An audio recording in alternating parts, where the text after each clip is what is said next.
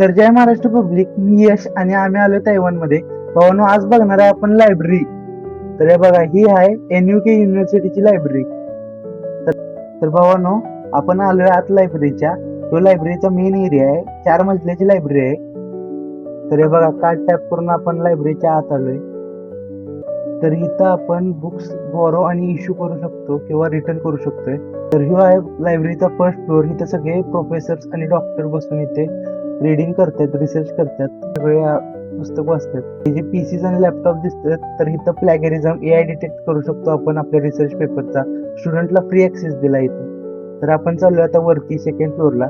Second फ्लोअरला पाहून सगळे डॉक्युमेंटरीज, रिसर्च पेपर सगळे अवेलेबल आहेत, मोठमोठ्या सायंटिस्टने लिहिलेले. तिथल्या एका प्रोफेसरच्या नावाजवळ जवळ 850 रिसर्च पेपर आणि पेटंट्स फाईल. तर भावनो, लायब्ररी खूप मोठी आहे. कशी वाटली तुम्हाला सांगा. तर व्हिडिओला लाईक करा, शेअर करा.